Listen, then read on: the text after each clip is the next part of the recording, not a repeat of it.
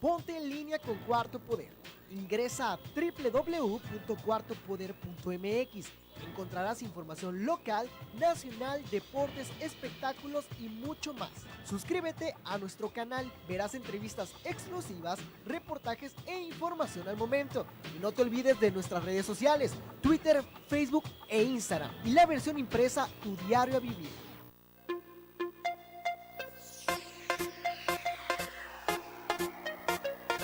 Persiste la corrupción en el área comercial del ESMAPA.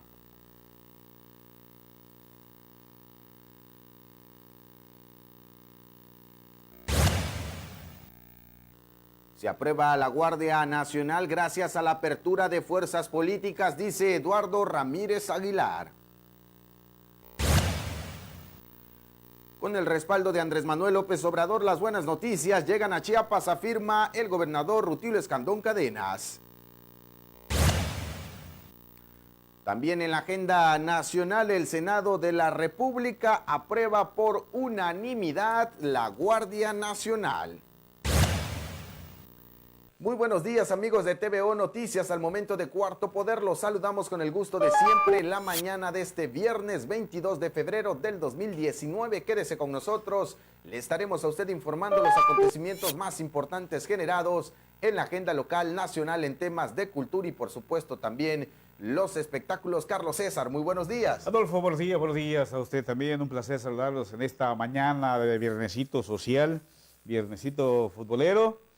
Y sigue la delincuencia. Y viernesitos de asaltos también. Sigue la delincuencia, eso iba, sigue la delincuencia haciendo las suyas en Tuxtla Gutiérrez. Y la autoridad, esa respuesta tan absurda y estúpida que dan los presidentes municipales. Uno, criticando a los medios porque lo critican. Y otro diciendo, hombre, cuídense unos a otros, ¿no? La delincuencia en Tapachula. Son mentes perversas. Eso dijo Carlos Morales. Los que piensan, el presidente de Tapachula, sí, los que piensan pero además que... dice, miren, para que acabe la delincuencia aquí en Tapachula, pues cuídense unos a los otros. Y la delincuencia se da por corrupción, ¿no? Sí, y justo hablando de delincuencia, Carlos nos comparte aquí la producción. Hablando de otros delincuentes. De otro tipo de delincuencia, nos comparte aquí la producción estas imágenes que ocurrieron la noche de ayer, ¿no? Aquí en la capital chiapaneca, Carlos, y esta situación realmente ya es preocupante, no es que se trate de decir o hablar en torno al tema de los normalistas, pero al final de cuentas, en reiteradas ocasiones hemos visto que son los estudiantes quienes están realizando estos actos vandálicos y después sencillamente ellos se deslindan de toda esta situación como suele ocurrir. Pero esto ya es preocupante. Yo lo maté, pero no fui, como dice aquel, ¿no? Esto es preocupante porque imagínate incendiar un conejobús. Una chatarra del conejobús. Una chatarra del conejobús. Pero es un delito. Es un delito. Ya esto raya, Carlos, en la cuestión de terrorismo, de agarrar e incendiar a la hora que quieren cualquier vehículo. Creo que en otros tiempos, ahorita no recuerdo, había pasado con la Mactumaxá, pero ahora fueron los de la normal del Estado, los más tranquilos, ¿no? No, supuestamente. Lo que pasa que como fue, tengo entendido que como fue en la calzada del Sumidero muy cerca está la normal del Estado. Creo que ahí se fueron a refugiar los estudiantes. Entonces ¿quiénes fueron? Entonces, ¿quiénes fueron? ¿No? Porque al final de cuentas siempre se dice... En redes sociales, ya ves cómo son las redes sociales, dice que fueron los de la normal del Estado. Pero esos han sido los más tranquilos. Sí. De hecho... Se supone que también la Jacinto Canec ya negoció ya dialogó, llegaron a un acuerdo con el gobierno del Estado y supuestamente ya se regresaban a... Ahorita que dijiste escuela, lo de la normal del Estado, hace unos días nos llegaba justo una denuncia donde llegaron estudiantes de la CENECH, que es esta coordinadora de estudiantes, donde pues se tenían encerrados los estudiantes de la normal porque ellos no comparten este tema de movilizaciones y actividades. El día de ayer también circularon videos donde los estudiantes se habían ido a refugiar a esa zona y al final de cuentas decían que eso es por un tema de que la autoridad no atiende. A mí me llama la atención también otra situación, Carlos. Cuando ya se está quemando el conejobús, cuando ya las imágenes se hacen mediáticas a través de las redes sociales, es cuando llegan los elementos de la policía. Se supone que en la ciudad hay cámaras de C4 y que al final... ¿Y dónde está la seguridad? ¿Dónde están los operativos que permanentemente dicen que están haciendo?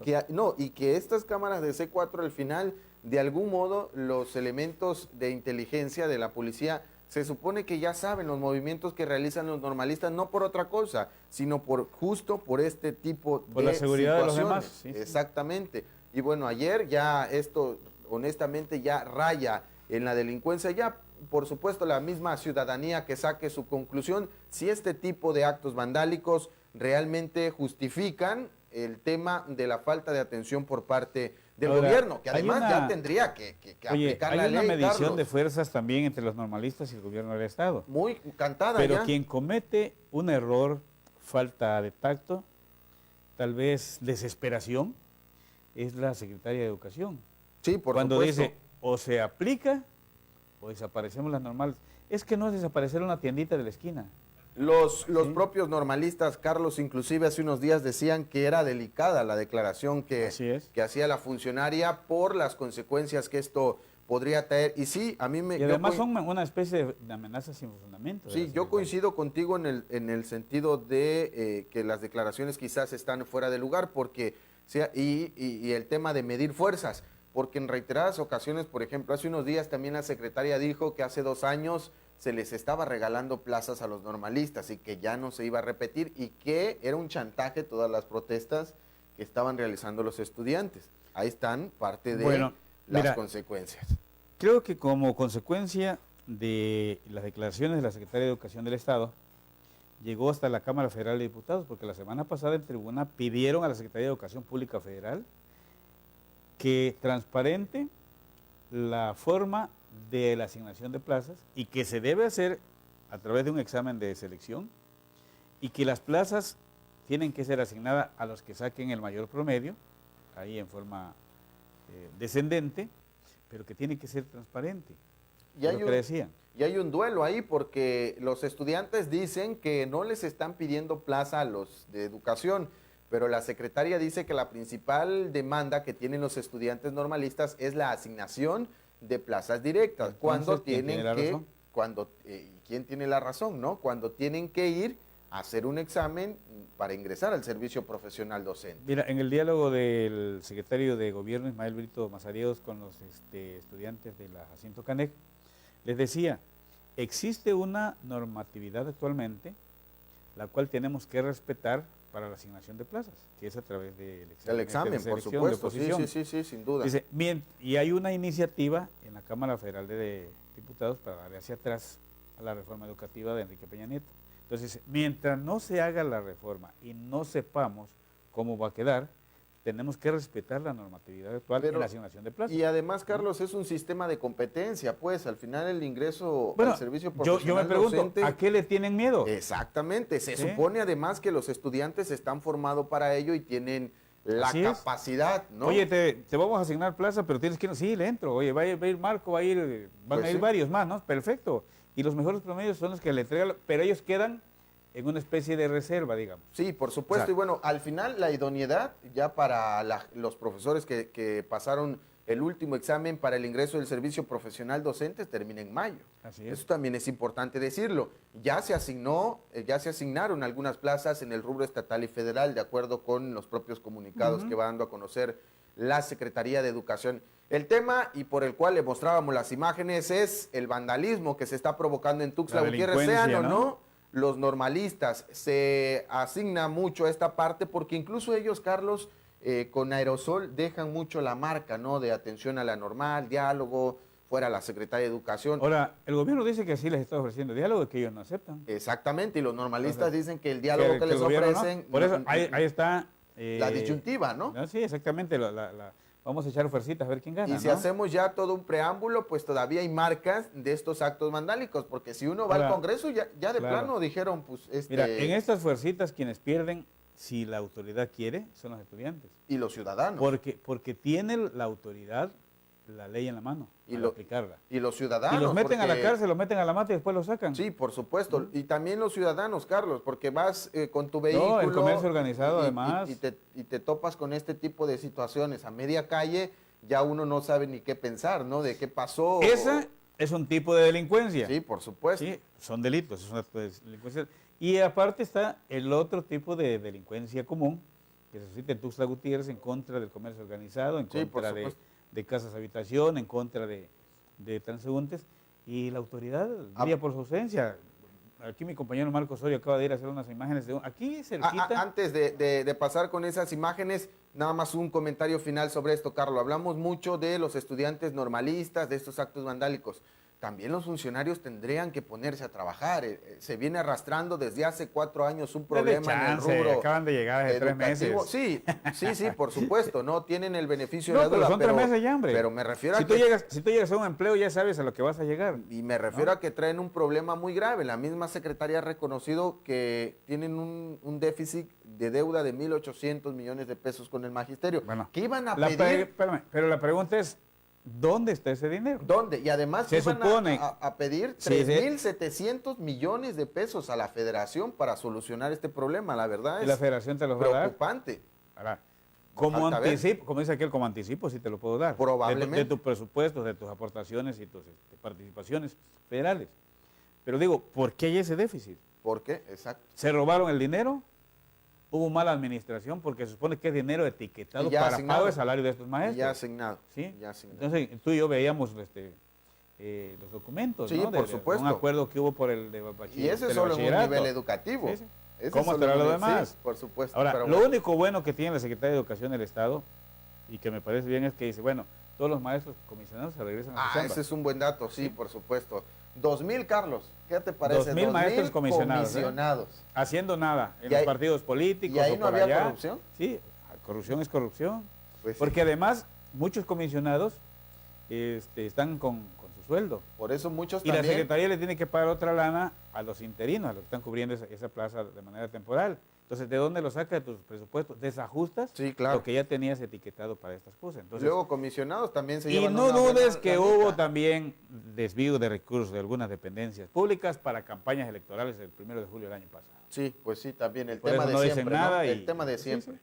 Pero bueno, eso por un lado decías, Carlos. Sí, el otro, hoy en la mañana mi compañero Marco, en las primeras horas de hoy, le fueron a pegar los delincuentes a un zapatero. Mira, están las imágenes, ¿no? Aquí a la vuelta donde estamos nosotros.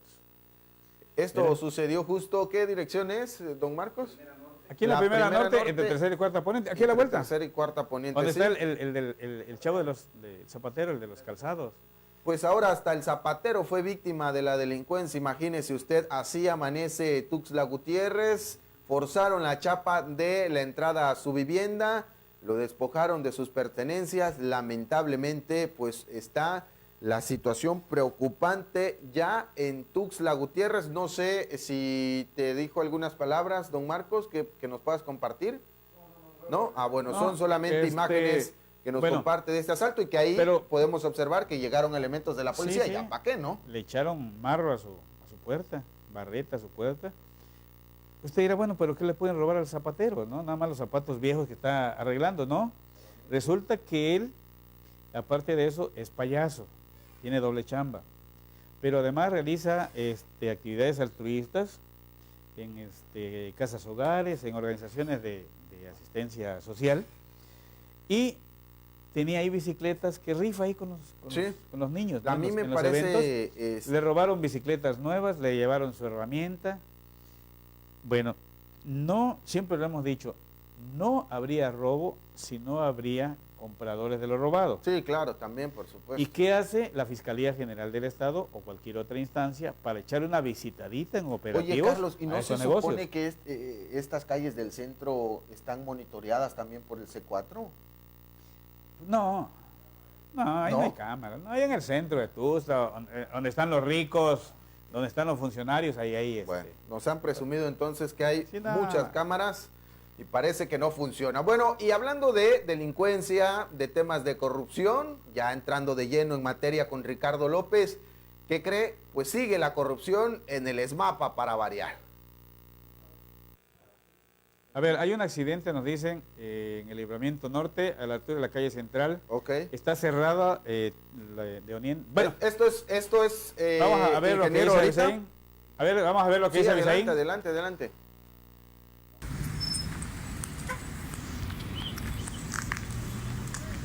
Así de despedazado quedó este auto accidentado al Libramiento Norte, poniente de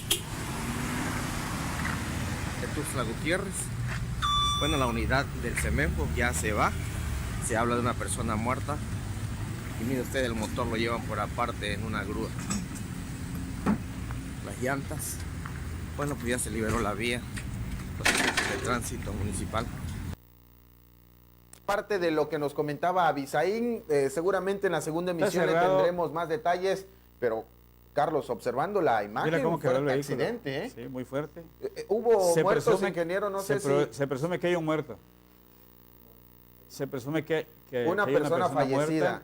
El accidente fuerte, estaba cerrada desde la mañana la circulación en ambos carriles ambos lados, digamos, del Libramiento Norte a la altura de la calle Central. Le digo esto en los últimos minutos ocurrido aquí en la capital chiapaneca. Hacemos un tiempo a nuestro compañero Ricardo en los próximos minutos. Ya lo tendremos, por supuesto, al aire. Y nos vamos ya de última hora.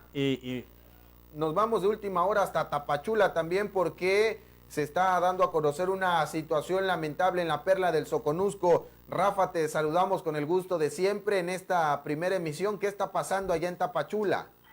Buen día, Adolfo. Buenos días. Así es la situación aquí en Tapachula, de cuestión de seguridad, cada día más complicada. Hoy por la madrugada, a las 5 de la mañana aproximadamente, una pareja, un joven de 27 años y una mujer de aproximadamente 24 años, fueron ejecutados a balazos en la población de Puerto Madero, aquí en Tapachula. Las autoridades hasta el momento dando palos de ciego ante todas estas cuestiones de inseguridad que se están presentando, mientras las autoridades municipales acusan a las propias policías de ser corruptas, y la autoridad municipal también llamando a la ciudadanía tapachulteca que se cuide unos a otros, mientras los sectores empresariales que pongan mano dura y que se actúe ya en contra de la delincuencia y que se impida el paso de migrantes en la frontera. Esa es la situación que se está viviendo en Tapachula. Oye, Rafita, buen día. ¿No se sabe hasta el momento los motivos de este asesinato, de este doble asesinato? No se saben, como tampoco se saben los de todos los que han ocurrido en lo que va del año. Lo único que se sabe que estos jóvenes caminaban o iban rumbo al parque de Puerto Madero, y a 100 metros antes de llegar a ese lugar fueron interceptados por dos sujetos, al parecer a bordo de motocicletas, que les dispararon prácticamente a quemarropa y quedaron muertos en la calle. Oye, Carlos. ¿te imaginas? Quería ser gobernador, luego quería ser senador y le hicieron mal a Tapachula que lo hicieron presidente municipal, ¿no? Así es, la situación aquí está muy complicada, Carlos. Es una situación ya prácticamente fuera de control. Todos los días hay muertos, todos los días hay asaltos, y la situación sí complicada, bastante complicada. Ya los propios sectores empresariales están pidiendo que actúe ya con mano dura el gobierno federal y el gobierno del estado ante esta situación. Y te digo, nosotros los que vivimos en esta región, pues ya empezamos a vivir con miedo, ¿no? Y eso es lo grave. Oye, que puede desembocar en otras cosas. Claro. Rafa, primero te hablábamos de aquí por el tema migratorio, y ahora parece que se está disputando las primeras planas, la delincuencia, los asesinatos, el ajuste de cuentas allá en Tapachula, ¿no? Así es, aquí nosotros hemos documentado la presencia de mucho pandillero, de maras salvatruchas, de Barrio 18, y la delincuencia imparable ya todos los días. Acuérdate, el martes asesinaron a 2 policías y a un comerciante, otro herido, y hasta el momento ninguna autoridad, ni la Fiscalía General del Estado, ni las autoridades municipales dan una postura real de lo que está pasando en Tapachula, y tampoco hay resultados de las investigaciones que supuestamente están realizando. En este caso de hoy en la madrugada, ninguna autoridad ha puesto o ha dado una versión de lo que ocurrió realmente en ese lugar. Oye, Rafa, la ubicación de Tapachula también con la frontera de Guatemala siempre va a haber, digamos, algunas cuestiones de este tipo, pero últimamente han aumentado. ¿Tendrá algo que ver con esta migración que se está dando masiva de centroamericanos hacia México? Posiblemente sea una de las causas, y hay las propias autoridades federales señalan que grupos delincuenciales pretenden utilizar a estas caravanas de migrantes para ingresar a México. Ajá. Eso lo ha reconocido el propio subsecretario de Gobernación, Encinas. Pero también les están abriendo las puertas, y eso es algo que no es peligroso, se entiende. Sí, además, porque se cuelan ahí los delincuentes que vienen huyendo de Centroamérica. Así es una situación riesgosa. Ya no saben quiénes son, y los que vivimos aquí ya no sabemos en muchas ocasiones quiénes son los que están viviendo a tu alrededor, enfrente, al lado de tu casa o a una cuadra de tu casa. Eso es lo riesgoso que está pasando aquí en Tapachula. César. Perfecto, Rafita. Buen día y muchas gracias. Estamos pendientes. Buen día. Buen día, mi compañero Rafael Victorio Ruiz de Tapachula, de la situación que se está viviendo en esta zona. Y la misma Fiscalía General del Estado en sus comunicados de prensa ha manifestado de la detención y la participación en algunos ilícitos en la zona de centroamericanos. Sí, y de centroamericanos, Carlos, y en algunos casos supuestamente hasta de funcionarios, ¿no? Basta recordar lo ocurrido en Arriaga. Pero bueno, ya haciendo a un lado este tema, todo esto que le comentábamos al inicio de esta primera emisión, al final de cuentas fueron situaciones ocurridas en los últimos minutos en algunos puntos de la geografía chiapaneca. Ahora sí ya está listo mi compañero Ricardo para que nos comparta esta información que, para variar, también habla de corrupción, en esta ocasión en el ESMAPA. La corrupción dentro del sistema municipal de agua potable y alcantarillado ESMAPA persiste sobre todo en el área comercial, admitió el director general René León Farrera. En ese sentido, sostuvo que dentro de la columna vertebral del ingreso del ESMAPA existe una serie de actos de corrupción como la alteración de recibos de cobro, negocios con los consumidores, entre otras acciones, mismas que se encuentran atacando y en donde hay un avance del 50%. Enfatizó que tienen por consigna acabar con la corrupción, situación que estaba muy palpable en las administraciones anteriores. Sin embargo, aún persiste, pero en este gobierno tendrán que trabajar con honestidad. Asimismo, declaró que el ESMAPA ya no será la caja chica del municipio, toda vez que era un reacomodo de todos los compromisos políticos que se tenían. Por eso están sobregirados de gente y se han corrido alrededor de 200 personas. Se analiza la posible salida de más personal. Para TVO de Cuarto Poder, Ricardo López. Yo no sé quién tenga esa cantidad, pero mire usted, en Tuxtla los capitalinos gastan 1,462 pesos en la canasta básica. Los tuxtlecos gastan en promedio 1,462 pesos para comprar productos de la canasta básica. Sin embargo, el salario mínimo apenas ajusta para comprar esta, de acuerdo a un análisis de la Escuela Bancaria y Comercial Campus Chiapas, en conjunto con la Dirección de Fomento Económico del Ayuntamiento Capitalino. Luis Manuel Pérez, docente e investigador, explicó que el precio promedio de la canasta básica alimentaria propuesta por el presidente Andrés Manuel López Obrador es de 1,462,90 centavos, lo que en comparación con la canasta básica propuesta por el Coneval es 95.10, pero más barata en la capital chiapaneca. Determinó que es necesario que las políticas públicas, sobre todo las de fomento económico, se enfoquen hacia el sector empresarial para facilitar la creación de empleos formales, en primera instancia para lograr aumentar el salario mínimo a 165 pesos, al menos en el mediano plazo, ayudando así a generar mejores condiciones para los ciudadanos. Para TVO de Cuarto Poder, Ricardo López. Bueno, aquí lamentablemente le informo de otras malas noticias, de acuerdo con el informe que nos presenta, la nota que nos presenta nuestro compañero también Ricardo López. La gasolina está incrementando hasta en $1.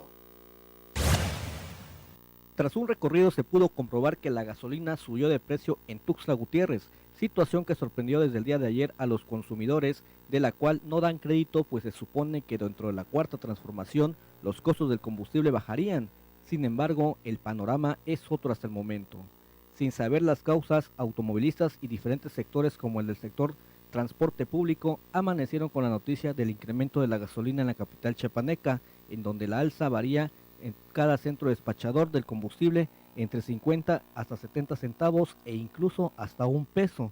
Don José, tras haber llenado su tanque en la gasolinera Gamboa, ubicada a la altura del 5 de mayo, opinó que esta situación tal vez se debe a que están trayendo la gasolina de más lejos, pero siempre afecta ya que no fueron solo 2 centavos lo que aumentó.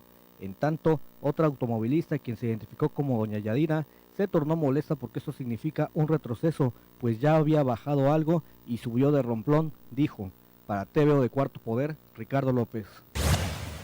Vamos a otra información. En Chiapas se conservan 12 lenguas indígenas aún. En el marco de la celebración del Día Internacional de la Lengua Materna, Mario Santis Gómez, presidente de la Comisión de Pueblos y Comunidades Indígenas en el Congreso del Estado, recordó que en nuestra entidad son 12 lenguas originarias, las que se conservan y protegen, tal y como lo establece el artículo 7 de la Constitución local, al encabezar una serie de actividades en el recinto legislativo, que incluyeron bailes, mensajes y hasta exhortos para continuar con la conservación. Recordó que fue en 1999 cuando se aprobó en la Organización de las Naciones Unidas para la Educación, la Ciencia y la Cultura, la UNESCO, la celebración, pero las actividades comenzaron a realizarse un año después. Existen 11 familias lingüísticas de las que desprenden 68 lenguas indígenas y 364 variantes. Las lenguas originarias en México con mayor número de hablantes son náhuatl, maya, tzeltal, mixteco y tzotzil. Y las lenguas indígenas con mayor riesgo de desaparecer en nuestro país son aguateco, ayapaneco, cachiquel, Tecó, Oluteco. Santis Gómez mencionó que de los 2.457 municipios que hay en territorio nacional, 494 son indígenas, es decir, conservan sus usos y costumbres y el 40% de la población habla su lengua originaria. En ese sentido calificó a la lengua materna como la primera identidad del ser humano y define a los individuos de todo el mundo. Nuestro país tiene una gran riqueza cultural y lingüística. Para TVO Noticias de Cuarto Poder, Adolfo Luján. Bueno, y estas actividades se llevaron a cabo el día de ayer justo en el marco de la celebración del Día Internacional de la Lengua Materna. Aquí también nuestro compañero Andrés Domínguez nos presenta información alusiva al tema. La construcción de un centro que reuniría documentos, tradiciones orales y elementos físicos de las 12 lenguas de Chiapas podría mitigar el riesgo en la que se encuentra de extinguirse, con lo que se realizarían mecanismos eficientes que inmortalizarían el patrimonio cultural local, informó Enrique Pérez López, especialista e investigador. El fundador del Centro Estatal de Lenguas, Arte y Literatura Indígena manifestó que las autoridades estatales y federales no destinan ni 200,000 pesos por año para la preservación y fortalecimiento lingüístico, por lo que se requiere realizar una gran movilización social para reivindicar la importancia de las lenguas originarias. Además, indicó que el actual gobierno estatal y federal, que si bien piensan apoyar económicamente a las comunidades indígenas, en el tema de lo cultural no piensan que cambiarán las cosas, debido a que no han destinado recursos suficientes para realizar acciones coordinadas para la preservación de las lenguas maternas en Chiapas. Para TVO Noticias de Cuarto Poder, Andrés Domínguez. Allá en mi colonia, en el fraccionamiento de La Misión de Tuxtla Gutiérrez, por conflicto con la directora, maestras dan clases en la iglesia. Alumnos del Jardín de Niños y Niñas Carlos Chávez en el fraccionamiento La Misión se encuentran recibiendo clases en el atrio de una iglesia debido a que los docentes no pueden ingresar a las instalaciones del plantel por un conflicto con la directora, quien señalan se ha comportado de manera prepotente desde su llegada, con la complicidad de miembros del Comité de Padres de Familia, acusándolas de faltistas y de robo de material. La maestra Marta Martínez señaló que desde que llegó la directora Rosibel Molina en el 2015 se comportó de forma prepotente con todas las maestras y el personal. Quiso imponer un nuevo plan de trabajo sin tomar en cuenta la opinión de nadie. Los padres de familia se cuestionan por qué las autoridades educativas no intervienen, ya que saben por otras fuentes que la directora fue removida de un jardín de niños en San Fernando e incluso que supuestamente estuvo detenida, por lo que no apoyarán que sus hijos regresen a la escuela mientras ella siga ahí. En total son 12 maestras, los intendentes y el maestro de música quienes se encuentran en esta situación. La maestra Marta Martínez dijo que no puede ser que todas estén equivocadas y la directora no. Por eso solicitan a la Secretaría de Educación intervenga inmediatamente. Para TVO de Cuarto Poder, informó William Chacón. Bueno, vamos con más información. También en el rubro educativo se está pidiendo la destitución de la directora de la Prepa 4. La Escuela Preparatoria del Estado número 4 con sede en Tapachula fue tomada por profesores de la misma que exigen la destitución de su directora Vanessa Guzmán Paz. La acusan de hostigamiento laboral y incumplir con las gestiones educativas y con los horarios de trabajo, además de proteger a un grupo de docentes que constantemente se ausentan de las aulas y presuntos actos de corrupción. Los manifestantes instalaron mantas en la entrada principal de la institución, en la que piden la intervención de la secretaria de Educación, Rosaide Domínguez Ochoa, y de la directora de Educación Media, Rosalía Palacios Constantino, para que se encuentre una solución y designe un nuevo director. Los catedráticos dijeron contar con el respaldo del personal administrativo, de padres de familia y alumnos, estableciendo que hasta que haya una respuesta positiva, reanudarán las actividades académicas. Con información de Rafael Victorio para TVO Noticias al momento de Cuarto Poder. Es que estoy checando esta información de Rafa Victorio. Está interesante eso. Dice, Tapachula se riega con sangre. La incapacidad de las autoridades y la impunidad de la delincuencia está al descubierto. Hoy en la madrugada, lo que ya habíamos dicho, nos informó, ejecutan a balazos a una pareja en Puerto Madero.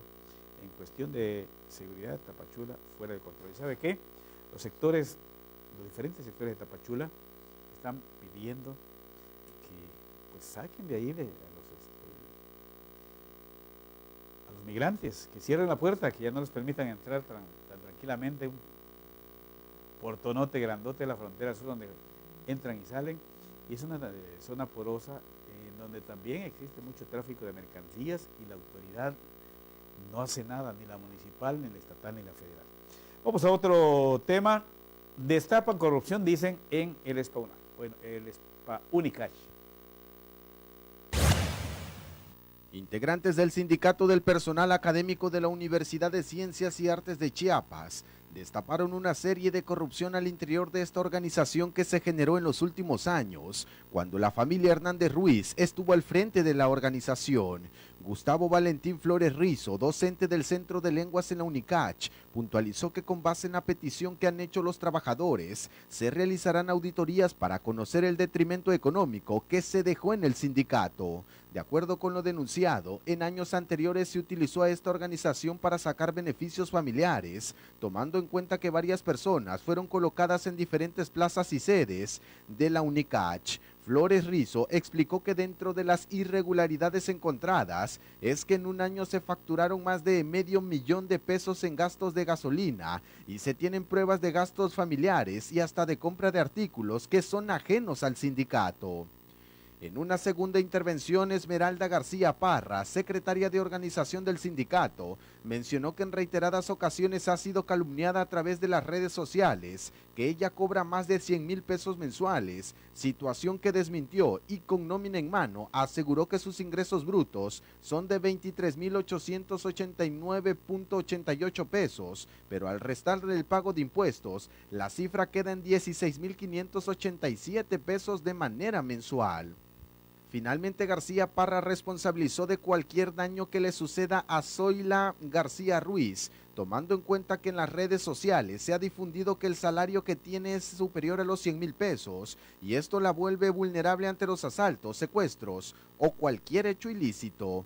Para TVO Noticias de Cuarto Poder, Adolfo Luján.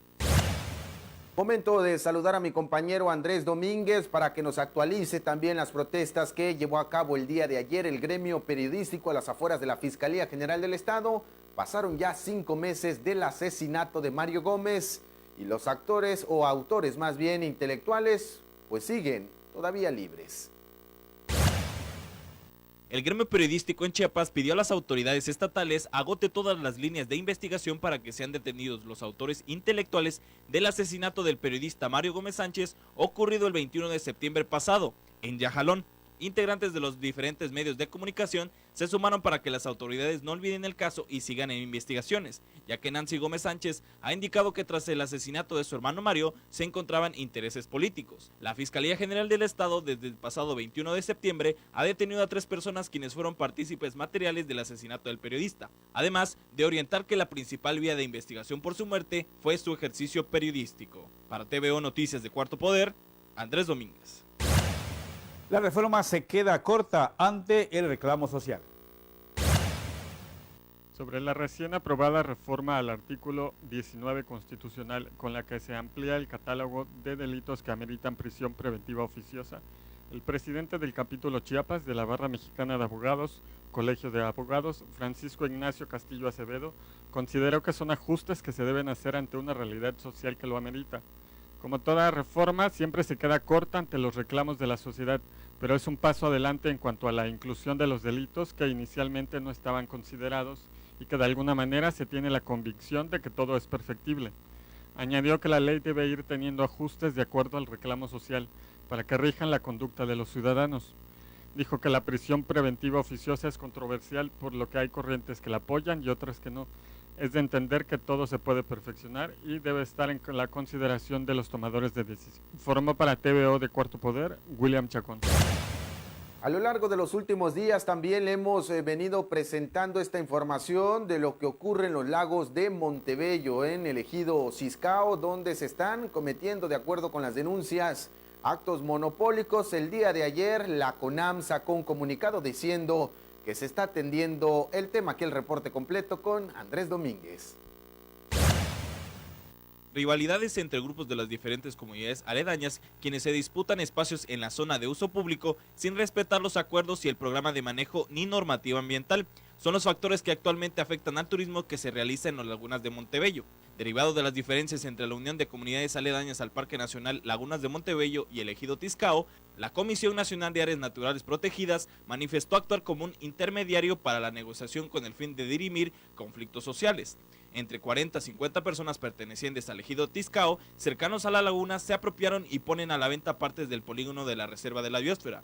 Así lo informó Fidel López, miembro de la Comisión de Diálogo y Negociación del Parque. Sin embargo, las comunidades de San Nicolás, Antela, Ranchería Refugio, La Cañada, Ranchería Santana y Santa Rosa del Oriente, adheridos a la Unión de Comunidades Aledañas, instaron a las autoridades, así como a las demás instituciones, a realizar su trabajo, que visiten la región y recojan las versiones de los locatarios sobre la problemática actual.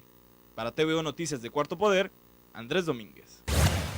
Una laguna está convertida en la fosa séptica más grande en el municipio de Reforma.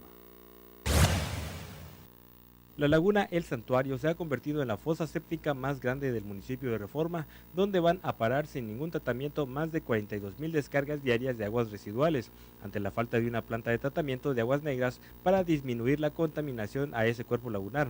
Las obras construidas y que hoy siguen faltando solo sirvieron para desaparecer 15 millones de pesos. Aunado a eso, se permitió el robo de las instalaciones de bombeo y tubería de los cárcamos instalados que llevarían las aguas a la planta de sedimentos, construida y abandonada en 6 hectáreas de terreno compradas para su instalación y ocupado por invasores en el 2009.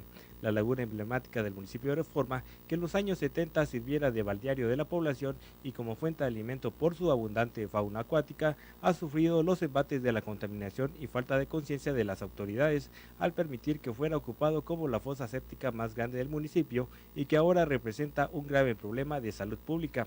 Desde 1996 se tenía contemplado un proyecto de planta de tratamiento de aguas residuales, por lo que se invirtió en un drenaje perimetral con tubería de asbesto de 8 pulgadas, que fue abandonado y destruido, siendo hasta el 2005 cuando se volvió a construir otro drenaje perimetral con tubería de PVC de mayor diámetro, que también fue abandonado, debido a que no iniciaban los trabajos de construcción de la planta de tratamiento de aguas negras.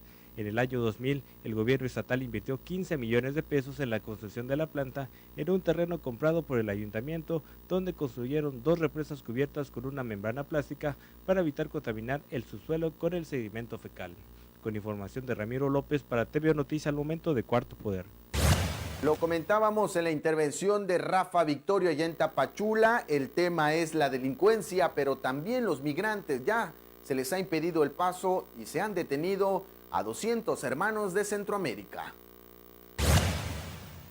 unos 200 extranjeros que habían ingresado a territorio mexicano en forma ilegal por el río Suchiate fueron asegurados por autoridades federales y migratorias cuando caminaban rumbo a Tapachula en su intento de llegar hasta la frontera norte.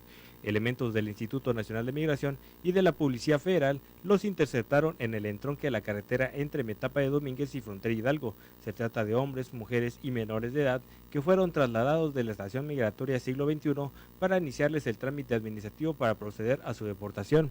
Estos llegaron al puente internacional Rodolfo Flores, en donde las autoridades migratorias les informaron que el programa de entrega de tarjetas de visitantes por razones humanitarias se encuentra suspendido, por lo que no les permitieron el paso por la garita oficial. Ante ello, retornaron hacia la población guatemalteca de Tecunumán y emprendieron la odisea, cruzando por uno de los pasos irregulares del río Suchiate, emprendiendo la caravana en una primera etapa hacia Tapachula. Decenas de elementos migratorios y federales los esperaron y detuvieron en un operativo que duró escasos minutos, siendo subidos a unidades oficiales en las que fueron trasladadas. Con información de Rafael Victorio para TVO Noticias al momento de Cuarto Poder. La figura de perito topógrafo no está reconocida por la ley. En la actual legislación en materia de obra pública, el dictamen topográfico y geomático no está establecido como obligatorio, por lo que el Colegio Chiapaneco de Ingenieros Topógrafos se encuentra trabajando con las dependencias de este rubro a nivel municipal y estatal para proponer una reforma de ley al Congreso local. Al respecto, el presidente de este organismo, Josué Iván Moguel Estudillo, señaló que están trabajando para fortalecer la figura de perito topógrafo y geomático catastral, lo que les abrirá las puertas para poder participar en la obra pública. Legalmente no estamos en ley, dijo, eso nos ha perjudicado un poco, pero la buena disposición del actual gobierno de trabajar en lo técnico nos ha ayudado. No se tenía contemplado en ninguna ley de obra. Mencionó que en el ámbito municipal han tenido avances con el reconocimiento de la figura de director responsable de obra, trabajando también apegados a la ley de obra pública. El papel del topógrafo es de suma importancia en la industria de la construcción, tanto en lo legal y técnico. Se requiere de un dictamen topográfico para obtener la certeza jurídica de la obra concluida. Informó para TVO de Cuarto Poder, William Chacón.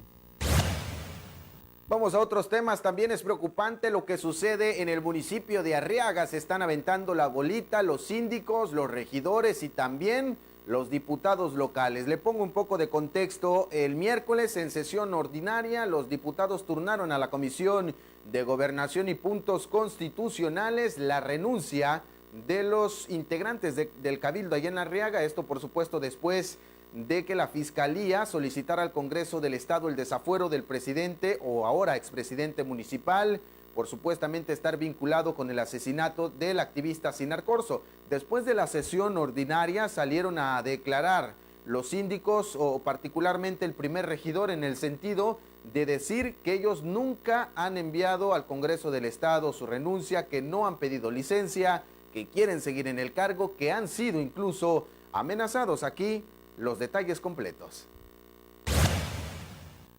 Luego de que síndicos y regidores de Arriaga denunciaran que ellos no han solicitado licencia al cargo ante el Congreso del Estado, la vicepresidenta de la Comisión Permanente en el Recinto Legislativo, Carolina Elizabeth Cholé Gómez, aseguró que los legisladores sí recibieron la documentación relacionada con las renuncias de quienes conforman el Cabildo. Es importante mencionar que este miércoles, en sesión ordinaria, los integrantes de la 67 legislatura turnaron a la Comisión de Gobernación y Puntos Constitucionales la solicitud de licencia definitiva de quienes integran dicho ayuntamiento. Ese mismo miércoles, ante los medios de comunicación, Adán Martínez Méndez, primer regidor en Arriaga, aseguró que ellos no han metido ninguna renuncia. Inclusive el pasado 8 de febrero, él fue elegido por unanimidad como edil sustituto y mandaron al Congreso la documentación que hace referencia al tema, pero no obtuvieron el sello de recibido.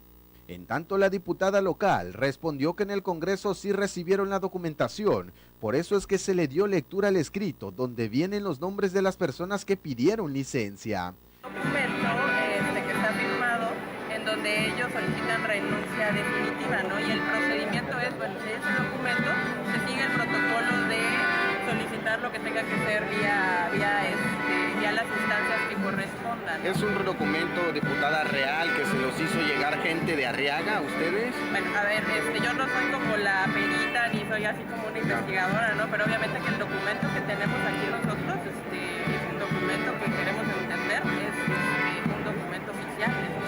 válida. Cuestionada por este medio de comunicación respecto a la validez del documento, justificó que ella no es ninguna perito ni tampoco investigadora. Sin embargo, la documentación es oficial y válida. La presidenta de la Comisión Permanente respondió que no existe violación a los derechos políticos de los funcionarios en Arriaga cuando existe la firma que avala la licencia definitiva, y el proceso que sigue es el análisis en la comisión antes mencionada, por lo que se esperaría que en los próximos días en Arriaga se instale un consejo municipal.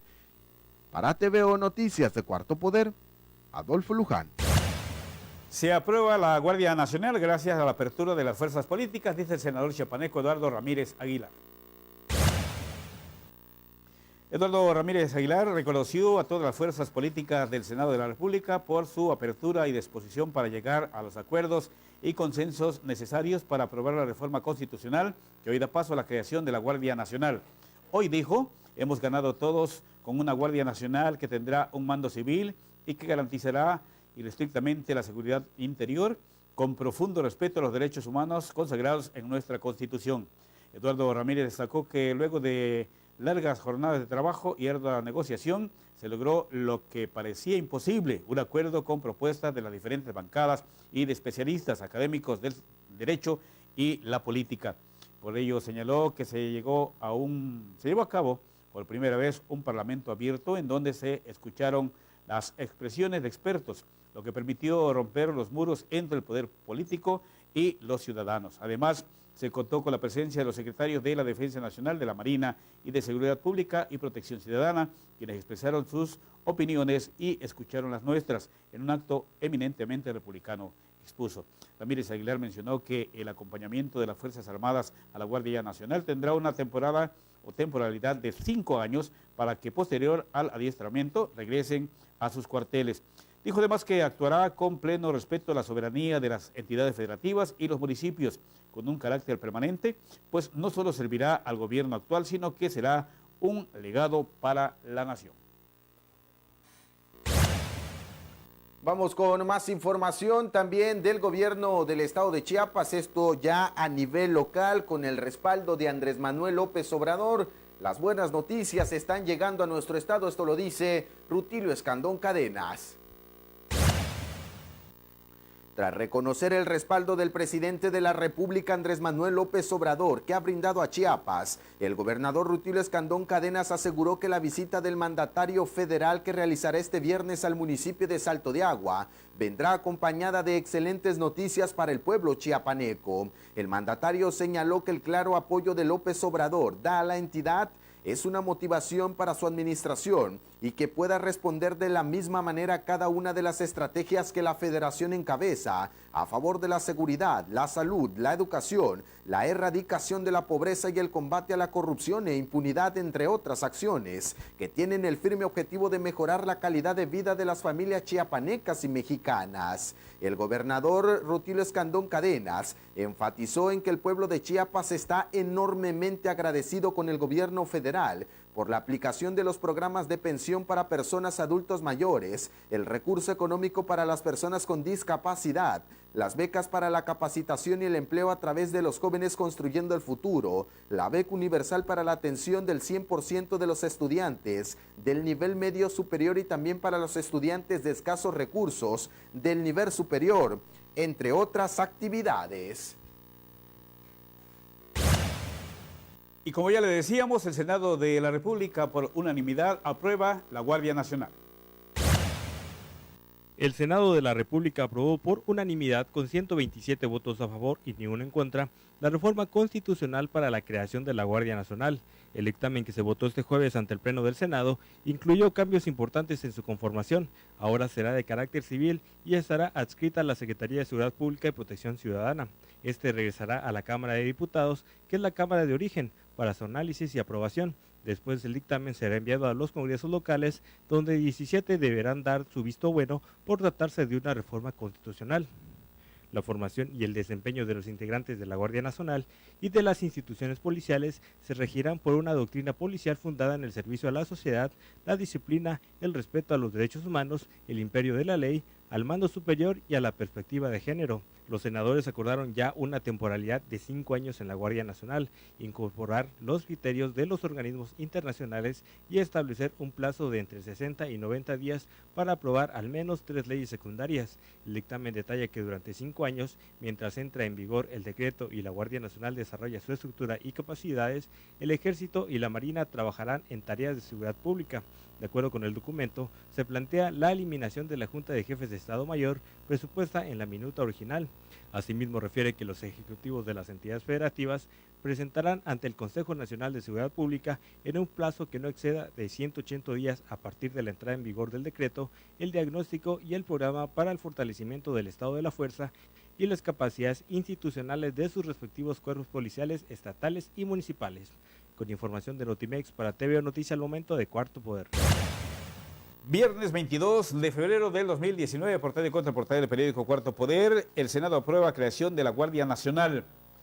Dice el gobernador de Chiapas que con Andrés Manuel López Obrador las buenas noticias llegarán a Chiapas. Eduardo Ramírez Aguilar, senador por Chiapas, dice o reconoce la apertura de las fuerzas políticas en el Senado. Francia reafirma cooperación con Chiapas. Fortalecerán tareas de seguridad en los municipios del estado, dice su titular en el estado de la Secretaría de Seguridad Pública, Gabriela Cepeda. Normalistas queman una unidad del Conejo Bus, ya estaba vieja, pero es un delito. En la contraportada, en Valle Dorado se ahorca jovencito en un domicilio de Tuxtla Gutiérrez, aquí en la capital también. Vuelca fémina por ir a exceso de velocidad. La Liga MX inicia la jornada número 8 el día de hoy. En el Estadio Jalisco, el Atlas recibe a los Tigres y el equipo del Veracruz recibe al Cruz Azul. En Cintalapa atienden a mujer por mordida de serpiente. En Comitán aseguran 2 camionetas y 3.600 litros de gasolina. En natación, el 13º Maratón de Aguas Abiertas ya tiene fecha. En la sección de opinión hoy están Marijosa Díaz Flores, Elio Enrique Estobar, Carlos César Nuño Martínez y Jesús Belmont Vázquez. Portada y contraportada del Cuarto Poder del día de hoy, viernes 22 de febrero del 2019. Gracias por acompañarnos en estos momentos. Le presentamos a usted también lo más relevante en el mundo de la cultura y los espectáculos. La literatura en Chiapas fue el tema abordado por el cronista de la ciudad, José Luis Castro Aguilar, en donde mostró cerca de 80 publicaciones que han sido creadas por escritores tuxtlecos. Además, habló de los primeros libros que se crearon en la capital del estado y de los precursores de la producción literaria. En entrevista con el también escritor y economista, expuso que su conferencia, que para desarrollarla requiere de por lo menos 5 horas, esto de acuerdo al contenido, trató sobre un breve repaso de la historia de la producción bibliográfica que ha habido en Tuxtla desde la década del siglo XX, abarcando los primeros escritores y los primeros poetas, cronistas y dramaturgos, hasta cómo fueron produciendo algunos libros. La investigación la ha creado desde que fue director del Archivo Histórico del Estado durante 20 años y 17 más como bibliotecario, lo que lo llevó a tener una visión general sobre cómo se vienen produciendo los libros, sobre el tipo de lectores y el tipo de temas que más se solicitan en una biblioteca. Indicó que ya anteriormente había tenido una conferencia sobre la historia de los libros en Tuxtla, por lo que ahora retoma este tema comentando sobre quiénes fueron los primeros literatos de Tuxtla, tales como Agripino Gutiérrez, Armando Duvalier, Tomás Martínez, entre otros que en ocasiones han pasado desapercibidos en la historia de la literatura de la capital, porque fueron los alumnos de esa generación quienes pudieron descollar la literatura como Juan Bañuelos, Óscar Oliva, Heraclio Cepeda y Jaime Sabines. Destaca que la idea central de la conferencia es para que el público sepa cómo era el libro en diferentes épocas. También es para saber lo que se escribía y comentar cómo se interpretaba la historia, la literatura y el periodismo en diversas épocas, porque no es lo mismo la labor literaria en los años 40, 50 que en el 2000. Para TV de Cuarto Poder informó Darwin Mendoza. En Estados Unidos, las campañas electorales y la de los premios de cine solo tienen un color, el del dinero. El político que más apoyo o dinero recauda en las semanas previas acaba de favorito en las encuestas, mientras que en el cine, el que más dinero invierte es el que más apoyo acaba recalando. El trabalenguas se resume en que quien mejor campaña hace, esto es, quien más dinero tiene para invertir en publicidad, es el que acaba llegando como favorito al recuento final. En el caso de los Oscar 2019, Netflix está poniendo toda la carne en el asador para que Roma de Alfonso Cuarón se convierta en la película del filme producido por una plataforma que gane el Oscar a Mejor Película. Netflix habría pagado hasta $20 millones para la campaña de Roma en los Oscar, la más cara de la década según medios de Estados Unidos. Aunque ya nada era como antes, y bien debería saberlo la plataforma que ha cambiado la forma de consumir cine y quizá ni el dinero asegura el éxito, no hay una clara candidata para ganar el Oscar a Mejor Película tras la carrera de premios más extraña que se recuerda. Por primera vez en la historia, cada uno de los premios que organizan los diferentes sectores de la industria ha ido a parar a una película diferente. El premio del Sindicato de Productores de Estados Unidos ha sido para Green Book, el de los directores para Roma, el de los editores para Bohemian Rhapsody. El del Sindicato de Actores ha apostado por Black Panther y los guionistas se decantan por Podrás perdonarme algún día. Para rematar, la muy americana American Sociedad Cinematográfica eligió a Cold War del polaco Paweł Pawlowski como mejor película del 2019. Para TVO de Cuarto Poder informó Darwin Mendoza. Las regiones Istmo, Costa y Metropolitana presentan condiciones atmosféricas extremas que pueden provocar incendios, mientras que 6 regiones presentan muy altas condiciones de temperatura. Pues mire usted, la parte de color roja del mapa de Chiapas ya se extendió hacia la región, bueno, sigue en la región metropolitana, donde está Tuxtla Gutiérrez, Chiapa de Corzo, Berriozábal, San Fernando y sus alrededores. Y la zona Istmo Costa también sigue en las mismas condiciones. Anuncian temperaturas de 37 a 43 grados centígrados para el día de hoy. En este día el ambiente diurno se percibirá muy caluroso, a extremo caluroso en la región. Sin embargo, por la noche y madrugada continuará siendo templado a fresco. Por su parte, la interacción de 2 sistemas de alta presión en el Golfo de México y una vaguada en el sureste mexicano permitirá vientos del este y sureste. Durante la tarde serán posibles algunos chubascos, especialmente al sur de Chiapas, mientras que lluvias escasas pueden ocurrir de forma aislada en el resto del estado. Son muchos los calores, tome usted precauciones y también muchos líquidos. Bueno, esta información concierne, por supuesto, a nuestra entidad, pero si usted va a una de las 32 entidades de la República Mexicana, esta información le interesa. El Servicio Meteorológico de la Comisión Nacional del Agua le informa el pronóstico del tiempo.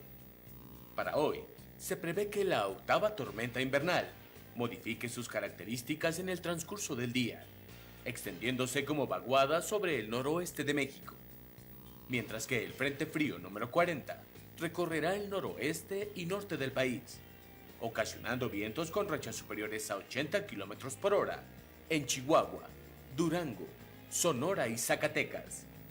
Además, existe potencial para la caída de aguanieve o nieve en zonas serranas de Baja California, Sonora, Chihuahua y Durango. Para el resto del territorio nacional, prevalecerán condiciones estables, predominando ambiente cálido a caluroso, con bajo potencial de lluvia.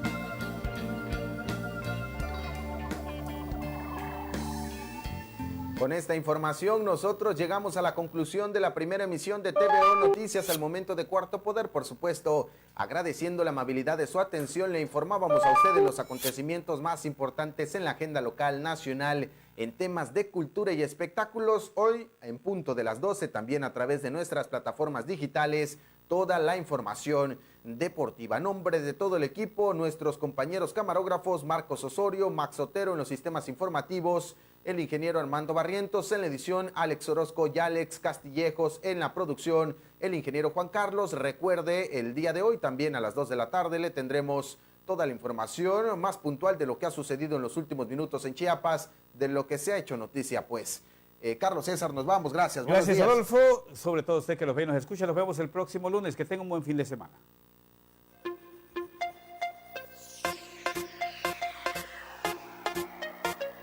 Ponte en línea con Cuarto Poder. Ingresa a www.cuartopoder.mx. Encontrarás información local, nacional, deportes, espectáculos y mucho más. Suscríbete a nuestro canal, verás entrevistas exclusivas, reportajes e información al momento. Y no te olvides de nuestras redes sociales, Twitter, Facebook e Instagram. Y la versión impresa, Tu Diario a Vivir.